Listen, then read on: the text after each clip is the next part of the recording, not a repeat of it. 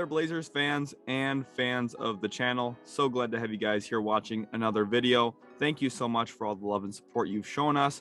I do want to recommend going to our Twitter real quick. Give us a follow on there if you have any questions about, say, your Portland Trailblazers, any other teams in the league, any potential trades on draft night, maybe some mock draft questions you have. Go ahead and ask me them on Twitter. You can either @ us and we'll reply to mentions, or you could DM us as well. I'll be replying to both of those. So go ahead, give us a follow on Twitter. Link is in the description for that. And now let's jump into the video here. Portland Trailblazers pick number 7.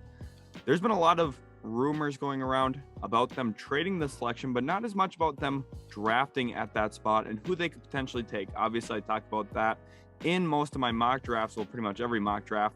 But I also want to use this video to talk about potential landing spots and outcomes for Portland using pick number 7 as a draft asset, but also as a trade asset going into this draft process. So looking here at who they just recently hired, we've talked about it at length on the channel already, but I think it's really important for this video to talk about ESPN analyst Mike Schmitz, who they hired as an assistant GM. Obviously, he was the draft analyst. He was the main guy for ESPN, and I think he was really good at his job, to be honest with you. Adrian Wojnarowski actually featured him before he got hired by Portland on the Woj Pod, which is the podcast on Spotify, Apple, where Adrian Wojnarowski talks with various guests about basketball. And Mike Schmitz was on talking about the NBA draft specifically with Adrian Wojnarowski. And Woj even asked Mike Schmitz about Portland specifically. And remember, this is before Schmitz got the job. So Schmitz was talking candidly about Portland. This is what he had to say about what he specifically would do with the number 7 overall pick if he were a decision maker in Portland. I'm going to roll that clip for you now. Listen to what Mike Schmitz has to say. What do you think for Portland? It's 7 and what makes sense there? Yeah, I think you've got to look at, is the 7th player in this draft going to put you over the top, or if you're trying to compete now, right? And we all know, like, historically, that's probably not the case, right? So if it were me in that seat, I'm taking the best player available, who I think is the best prospect, right?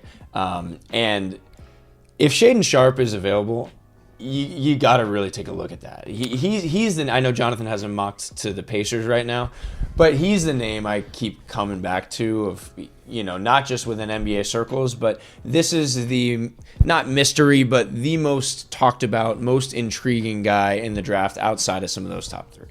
And so if he were there staring me in the face at 7, like, come with me. With that in mind now, Shaedon Sharpe did in fact work out for the Portland Trailblazers, and I heard that workout went extremely well. And in attendance, as you can see in the picture on the right, at Sharpe's workout was the whole crew. Damian Lillard was there, Billups was there, Schmitz was there, Cronin, their head decision maker, was there. And based on what Mike Schmitz had to say about number 7, even before he got hired there, he thought Shaedon Sharpe was a phenomenal possibility for the Portland Trailblazers. And then he got hired there basically a week after that interview. And it's pretty crazy. Now, is there a potential smokescreen here? Did he know he was getting that job?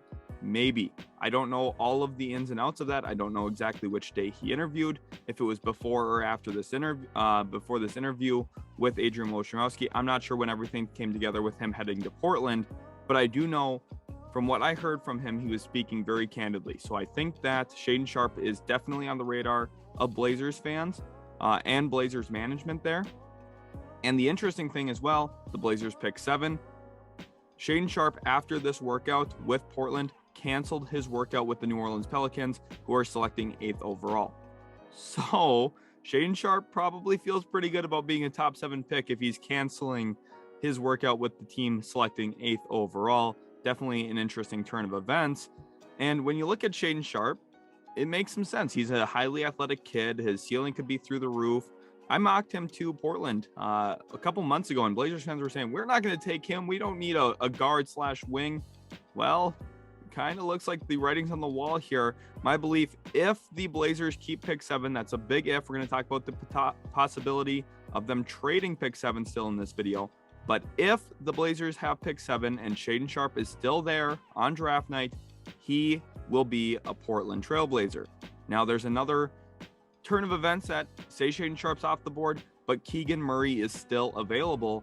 Keegan Murray will be the selection. Those are the two players I think Portland has their eyes on most. It's possible both of them are off the board by 7. It's very possible we could see Shaedon Sharpe go 5th overall, or maybe 6th overall to Indiana. There's some rumors about Oklahoma City wanting to move up to get Sharpe. I don't think that's out of the question yet, specifically since OKC has so many selections. They also have picked 12 in this year's class, so they can make a move to jump up above Portland if they want to. And Keegan Murray, I mean, he could be off the board as well. I think 4, Sacramento would consider Keegan.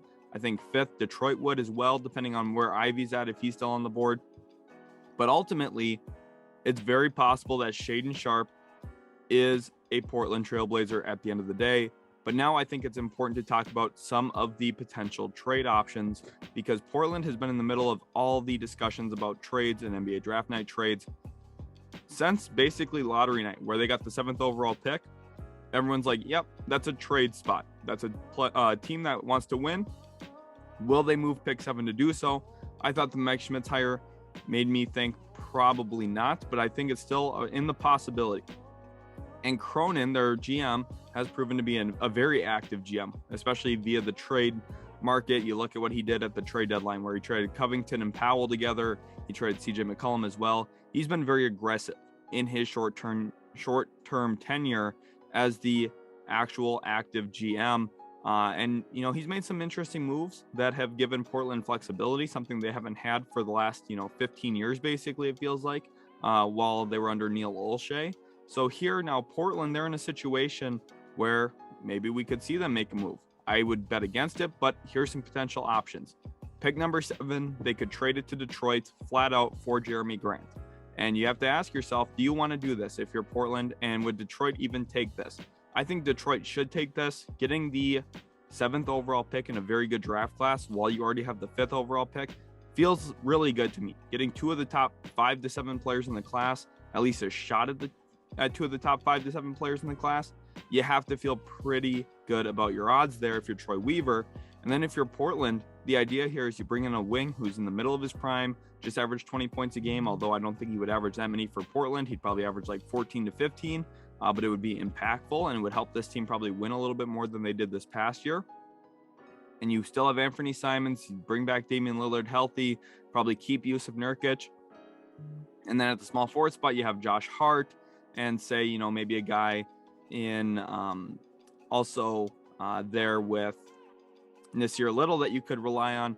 The Blazers would have a decent core, and then you still have Eric Bledsoe's contract that you can maybe make another move with, because they do have the trade exception there that they could take Jeremy Grant in, straight up. They wouldn't even have to send out any salary, which would be valuable for them in terms of making other moves down the road to really help improve this roster.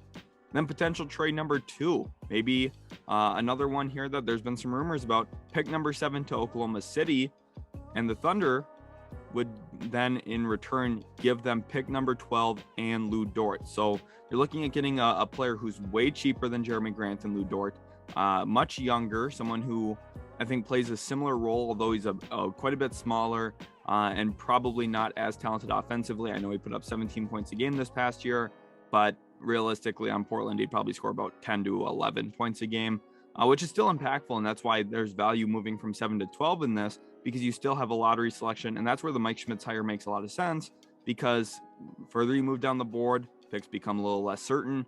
But if you have someone who literally was a draft analyst for a job in an assistant GM title, you have to feel pretty good about your chances of finding a good player at pick 12. And I think Portland would, which would then add to their rotation a little bit more. You can play Lou Dort, maybe try and add a forward at pick 12 and go from there. I think it would be a potentially good move for Portland if they went this route. Although, like I said, if they're at 7 and Keegan Murray or Shaedon Sharpe are available at that spot, they're not going to pass up the opportunity to take one of those 2 kids, even if they're getting Lou Dort in pick 12.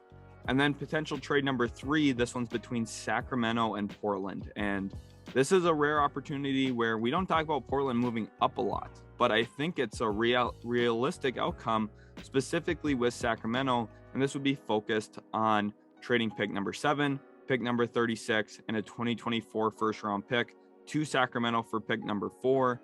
And I think this works for both sides because Sacramento's the team that we're not sure what they're going to do at 4. I know that, Jaden Ivey, he's there. I hope they don't take him, even though he would make Sacramento better. I do believe that. For my own personal reasons, I don't want Jaden Ivey playing in Sacramento.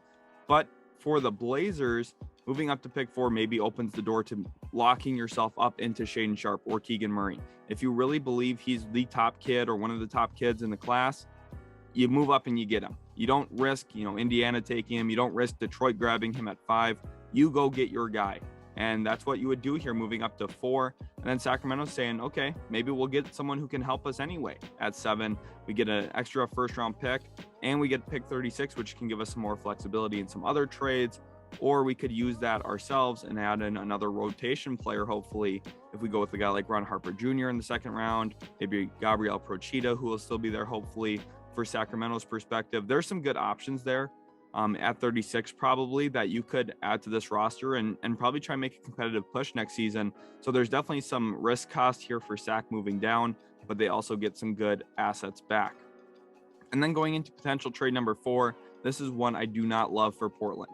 But you look at it and it's picks number 7 and 36 for pick number 11 and Julius Randle. I did not include the salary fillers here. You're going to have to throw in like Bledsoe and a couple other contracts to get this done. But ultimately, you find yourself in a spot where basically the value going out is 7 and 36 for 11 and Randle. And Julius Randle's a player that, I'm not super high on. I think his contract's a net negative. I think his play style doesn't mesh super well with a ton of other good players.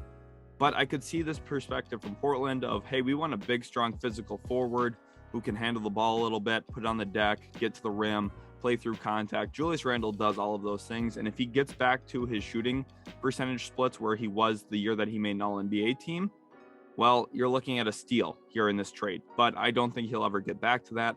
I would be very reluctant trading for Julius Randle myself, especially if I had to move down in the draft to do it. I wouldn't love that. I think this is a good offer for the Knicks. I think the Knicks would definitely do better drafting at 7 and also adding in a 2nd rounder and moving off of Randle's horrendously huge contract. I think, Randle played really great the one season, but otherwise I think he's like a $20 million a year player, maybe $18 million a year player. And they've got him for north of $28 million a year. So that's a lot of money to have locked into Julius Randle. I would understand Portland executing a deal like this. And ultimately Cronin's going to be the decision maker, not Mike Schmitz. So you have to keep that in mind. Mike Schmitz isn't going to make the final decision on anything.